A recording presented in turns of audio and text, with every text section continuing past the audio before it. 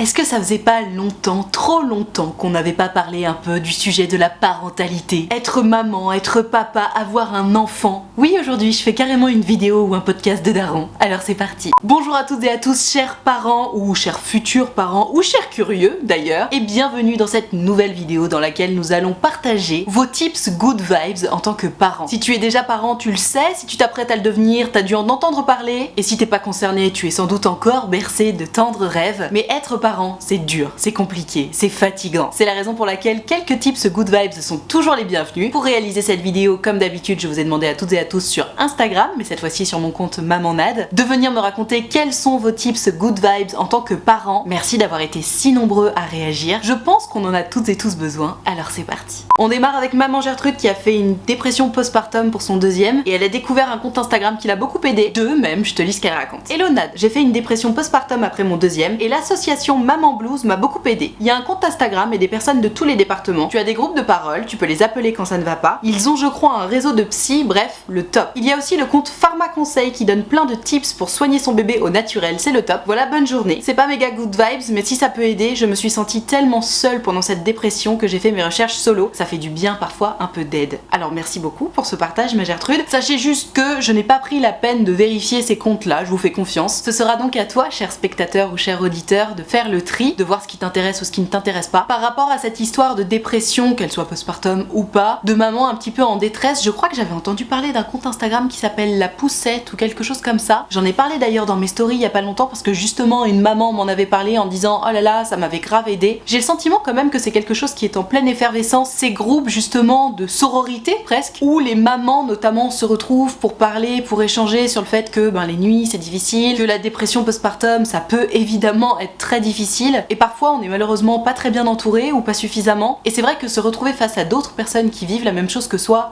c'est tellement important et bénéfique. C'est cette idée de compagnon d'infortune, on est ensemble, on vit la même chose, c'est dur mais comme on sait qu'on n'est pas seul, et on avance mieux. Pareil pour ma part, quand les nuits avec mon bébé c'était vraiment très difficile, j'étais tombée sur quelques posts qui disaient que en gros, au moment où tu te réveilles la nuit et où tu vas t'occuper de ton bébé, même si c'est très dur, même si t'es épuisé, rappelle-toi toujours que d'autres mamans sont également dans le même état que toi, peut-être même pire, peut-être mieux, mais dans tous les cas, savoir qu'on est toutes ensemble en même temps en train de galérer et de s'occuper de nos bébés, je sais pas comment ni pourquoi, mais je me souviens que ça m'avait vraiment beaucoup aidé de me dire que moi aussi je pensais à ces femmes-là, qui peut-être elles aussi pensaient à moi, et ouais, je me sentais carrément moins seule. Donc big up pour ce fameux compte Maman Blues, pour celui de La Poussette aussi dont j'avais entendu parler. Et alors par rapport au compte Pharma Conseil, je crois que je suis tombée dessus il y a pas longtemps, justement parce que mon bébé a le pied main bouche là en ce moment, donc c'est vraiment pas facile. Il m'a littéralement fait la pire nuit depuis sa naissance, pauvre bébé, ça le grattait de partout.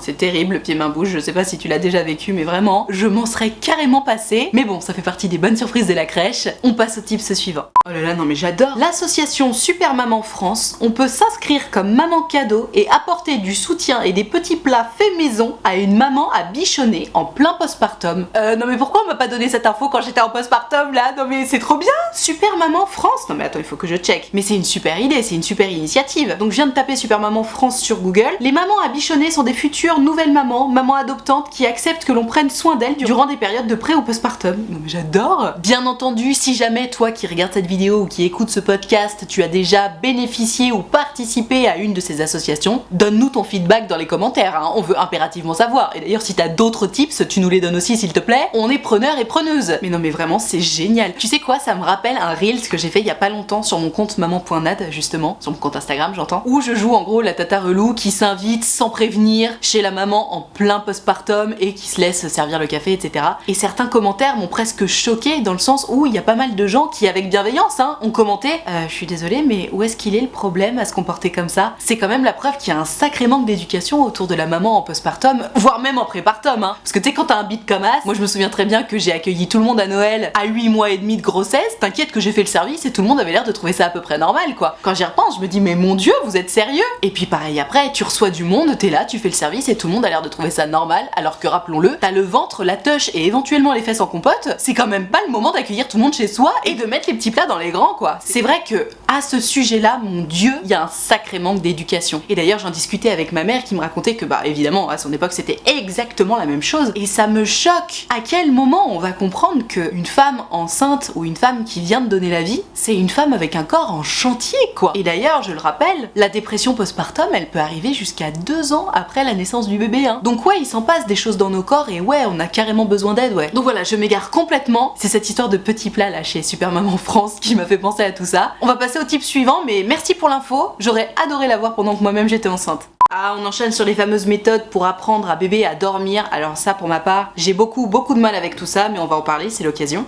Gertrude me dit: Hello Nad, le meilleur tips nuit que je puisse donner, c'est d'essayer la méthode Chrono Dodo, livre en vente sur Amazon. Ça a été radical pour nous quand bébé avait 5 mois. Ce n'est pas facile au début, mais on s'est accroché sur 15 jours et après il faisait toutes ses nuits. Alors je ne connais absolument pas cette méthode-là. Je sais que pour ma part, on m'avait parlé d'une autre méthode qui était la méthode des 15 secondes. Donc l'idée c'était de laisser ton bébé dans son lit, t'attendais qu'il pleure mais fort pendant 15 secondes, tu le récupérais, t'attends qu'il se calme, une fois calmé tu le reposais, t'attendais de nouveau jusqu'à ce qu'il se remette à hurler fort, là tu chronométrais 30 secondes et tu le récupérais, et ainsi de suite, jusqu'à ce que ça fasse des minutes entières, et jusqu'à 5 minutes max je crois. J'avais essayé de faire ça et ça m'avait fendu le cœur, et vraiment, je regrette honnêtement d'avoir essayé ça. J'ai dû essayer peut-être 3 ou 4 nuits d'affilée, et j'entendais mon bébé mais qui hurlait, et c'est vrai qu'avec du recul, pour ma part, à moi, je m'en veux beaucoup parce que je me rends compte que c'est absolument pas la façon dont je voulais éduquer mon enfant, mais voilà, j'essayais des choses, je suis une nouvelle maman, je tentais des trucs, je voulais voir si ça fonctionnait. Pour le coup, ça avait l'air de commencer à fonctionner en plus, mais juste ça me faisait beaucoup trop mal au cœur de le laisser hurler comme ça. Donc voilà, j'ai vraiment tenu 3-4 nuits et puis après j'ai dit allez c'est bon stop. Mais pour le coup, effectivement j'avoue, ces 3-4 premières nuits là ont été les premières 3-4 nuits entières de sa vie. Mais pour ma part, j'ai pas du tout aimé ça. Il y a aussi la méthode des 5-10-15, donc là c'est la même idée sauf que au lieu d'y aller 15 secondes par 15 secondes, t'y vas 5 minutes par 5 minutes, donc c'est encore plus vénère. Après il y a la méthode de la chaise et je crois que moi je m'inscris un petit peu là-dedans pour mon bébé. C'est-à-dire que mon petit bébé d'amour à moi, il a toujours beaucoup aimé les bras et le sein pour s'endormir et au bout d'un moment j'en ai eu un petit peu marre et je lui ai dit écoute mon petit cœur d'amour, ce soir tu vas t'endormir dans ton lit quand même, et du coup je restais à côté de lui en lui tenant la main, en lui faisant des petites caresses, des petits bisous, etc. Et je crois qu'on appelle ça la méthode de la chaise parce qu'au début tu lui tiens la main et t'es assis sur une chaise, après tu restes assis sur ta chaise et tu lui donnes pas la main, ensuite t'éloignes ta chaise pour pas qu'il te voie mais t'es dans la chambre, ensuite tu mets ta chaise de l'autre côté de la porte de la chambre et justement après c'est en mode endormissement autonome. Toujours est-il que par rapport à ces histoires d'endormissement autonome, n'oublions pas quand même que le bébé humain est programmé pour se réveiller la nuit en fait. Il a besoin de se réveiller la nuit pour se nourrir. Et même lorsqu'il a dépassé les 7 kilos, un bébé qui va se réveiller la nuit, c'est un bébé qui a besoin de checker qu'il est en sécurité, que son papa et sa maman sont là au cas où. Et pourquoi l'enfant va réussir à se rendormir naturellement? Entre autres parce qu'il va être rassuré. Et c'est parce qu'il va être rassuré qu'il va pouvoir se rendormir de façon autonome. Donc toutes ces histoires autour du training pour endormir les enfants, etc. Moi j'avoue vraiment, je suis pas ultra fan. Je sais que les doctrines divergent à fond là-dessus, mais au moins t'auras mon avis sur la question. Si jamais t'as envie d'essayer le tips de Gertrude avec son bouquin apparemment disponible sur Amazon, go. Toi qui regardes cette vidéo ou qui écoute ce podcast, hésite pas à donner ton retour aussi d'expérience sur les fameux training dodo si t'en as essayé certains. De toute façon, rappelons-le, il n'y a que toi qui sache ce qui est mieux pour ton bébé et ton choix sera forcément le meilleur puisque tu l'auras fait avec bienveillance et avec amour pour ton bébé.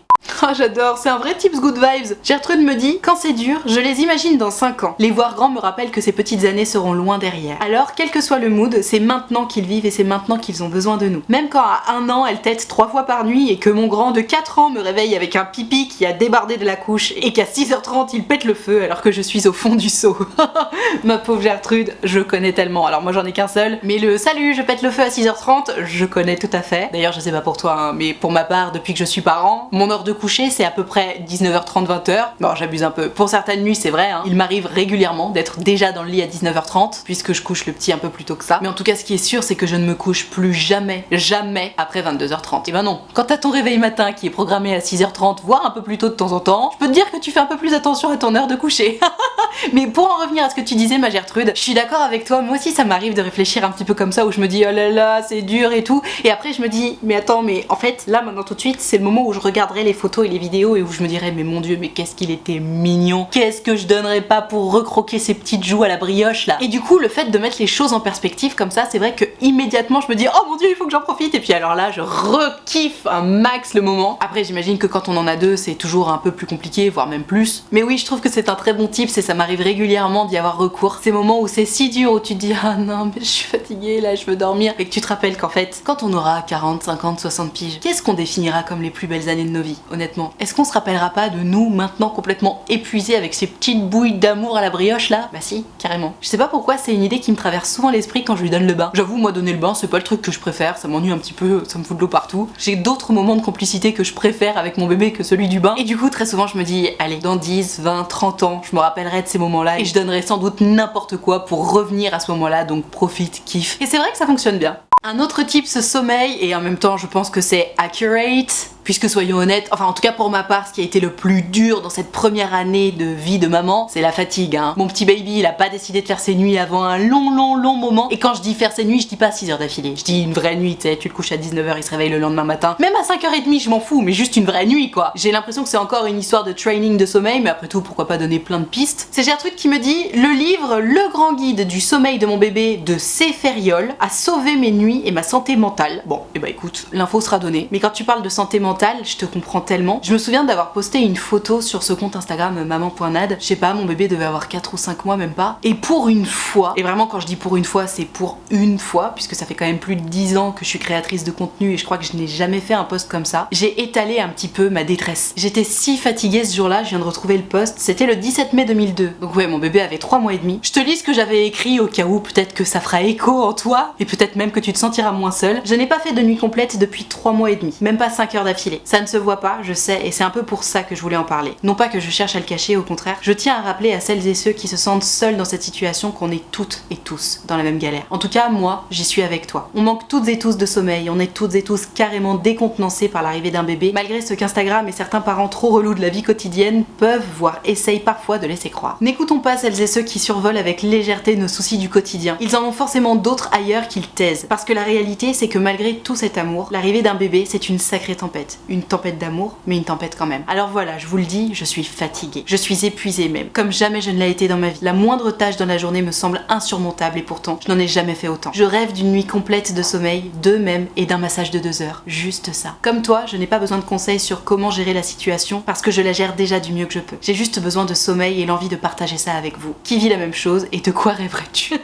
Ah ouais, mon Dieu, mais quand je lis ça, je me dis, oh, c'est vrai qu'on oublie, c'est terrible, mais c'est vrai qu'on oublie la détresse dans laquelle on se trouve. Parce que c'était donc la première fois depuis que je fais ce travail-là, c'est-à-dire depuis plus de 10 ans, que je partageais ce message de détresse et d'entraide finalement. J'avais juste envie de rappeler que, eh oh, Instagram c'est du bullshit. On est toutes et tous fatigués. Pareil, combien de posts de parents trop heureux d'avoir leur enfant on voit sur Instagram. Alors évidemment, on est toutes et tous très heureux d'avoir notre enfant, mais par pitié, si tu partages un contenu pour montrer à quel point vous êtes heureux d'avoir un bébé, n'hésite pas aussi à partager un contenu pour rappeler que derrière le baby clash il est réel. Dans ce post là, quand je dis oui, l'arrivée d'un bébé c'est une tempête d'amour mais une tempête quand même, putain je fais tellement référence à ce qui se passe dans la vie autour. C'est la tempête avec ton mec parce que tout le monde est fatigué donc on n'arrête pas de s'engueuler. D'ailleurs on n'arrive même pas à se croiser tellement on est KO et qu'on s'occupe du bébé. On cherche un nouvel équilibre à 3, c'est super dur quoi. Donc désolé, je dévie complètement par rapport à cette suggestion de livre que nous a fait Gertrude. Mais voilà, n'oublions pas que on est toutes et tous dans le même bateau. L'arrivée d'un bébé c'est une maxi tempête et c'est mon tips bien-être à moi que je te donne ici. Rappelle-toi que malgré tout ce qu'on essaie de te faire croire, malgré tout ce qu'on te montre, tout le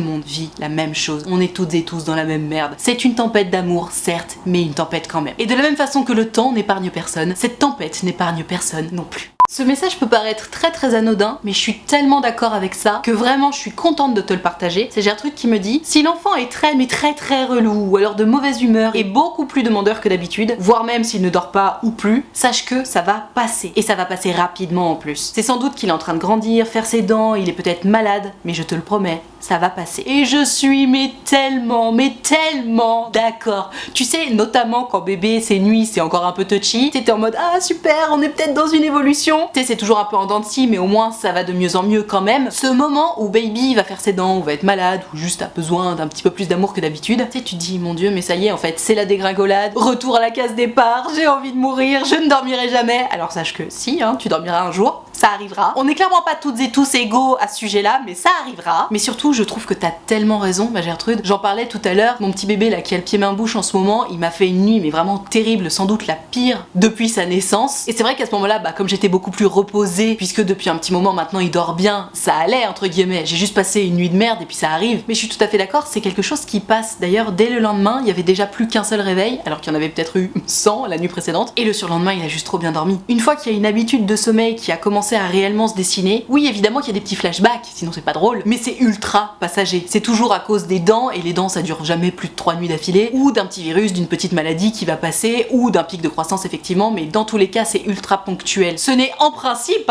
plus jamais comme au tout début où il se réveille 1000 fois par nuit parce que justement il a besoin de manger, d'être rassuré, et parce que c'est sa programmation ADN de petit bébé humain. Donc voilà, merci pour ce tips ma Gertrude, je suis tout à fait d'accord avec ça et je me le dis moi-même, et vraiment pendant ces nuits compliquées là, ça m'aide beaucoup. Oh my god, non mais j'adore, d'autant plus que c'est si vrai. Je sais pas si c'est vraiment un tips good vibes, mais ça me fait rire, donc peut-être que ça te fera rire aussi, et donc on sera dans la good vibes. Papa Alphonse me dit, parfois c'est pas le repas qui va pas, mais la cuillère, parce que si on donne avec la cuillère bleue alors qu'il fallait le faire avec la cuillère rouge, y a rien qui rentre. Et c'est tellement vrai. Alors moi mon baby pour l'instant il s'en fout un peu de la couleur, mais j'ai remarqué effectivement que parfois avec la cuillère que je donne d'habitude, je sais pas pourquoi, ça rentre pas, alors que mon bébé a un sacré bon appétit. Et puis pour une fois, je sais pas, je vais changer, je vais utiliser une autre cuillère ou alors une fourchette pour une fois, ou même mon doigt, et là tout à coup il ouvre la bouche. Oh, ça rend dingue. Après, d'une manière générale, j'ai quand même remarqué que, partant du principe qu'un enfant ne se laisse pas mourir de faim, dans tous les cas, s'il commence à chipoter parce que c'est pas la bonne cuillère, c'est qu'en réalité il est pas en train de mourir de faim, et que donc même s'il y a pas grand chose qui rentre dans son béco ce soir-là, c'est que ça va aller. Mais mon dieu, c'est vrai, ils sont tellement chipoteurs, et puis de plus en plus, plus ils grandissent, mieux ils savent ce qu'ils veulent ces petits bourricots, et c'est trop mignon. En tout cas moi ça me fait trop rire. Mais même hier soir j'ai vécu ça. Alors moi c'est sans doute parce qu'il y a le pied-main-bouche, j'ai pas vu de petits boutons dans sa bouche, mais bon je pense que ça doit le piquer un peu, pauvre petit cœur. Et laisse tomber, mais j'ai ouvert 2 petits pots différents, j'ai ouvert 2 yaourts différents, je lui ai proposé de la vache qui rit, du pain, de la brioche, rien ne rentrait. Même le biberon, pauvre bébé, il a pas vraiment bu. Mais voilà,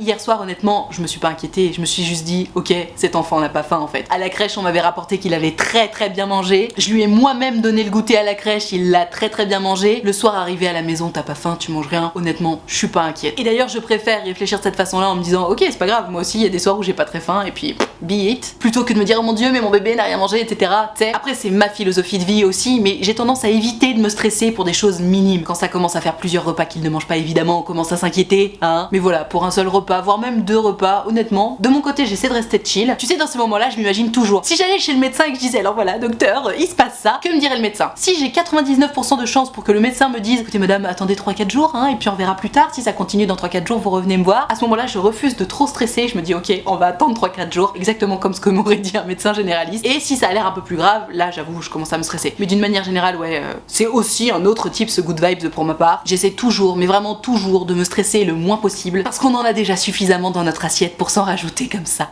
Sur cette bonne parole, je vais m'arrêter là pour cette vidéo ou pour ce podcast autour des tips good vibes de parents. J'espère que ça t'a plu, j'espère que ça t'a diverti, peut-être même que ça t'a donné un peu d'espoir en tant que parent. Dans tous les cas, si ça t'a plu, n'hésite pas à mettre un pouce bleu ou à noter ce podcast. Tu peux aussi t'abonner à cette chaîne YouTube ou à cette chaîne de podcast. Partager ton expérience dans les commentaires, surtout n'hésite pas. Si jamais tu as envie de venir me raconter ton histoire en direct et en privé, tu le sais c'est possible. Il te suffit de prendre rendez-vous sur mon site utilefutile.fr. Tu peux choisir un rendez-vous de 20 minutes ou de 45 minutes et tu peux choisir de me raconter tout ça à l'écrit, au téléphone ou en visio selon ce que tu préfères et selon ce qui te met le plus à l'aise. Alors d'une manière générale, les rendez-vous c'est plutôt pour des histoires d'amour, d'amitié, de relations entre personnes. J'avoue que je suis loin d'être une experte en parentalité, mais bon, après tout pourquoi pas. Et tout ceci étant dit, il ne me reste plus qu'à te remercier infiniment d'avoir suivi cette vidéo ou ce podcast en entier. Et moi en attendant la prochaine vidéo ou le prochain podcast, je te fais des très gros bisous.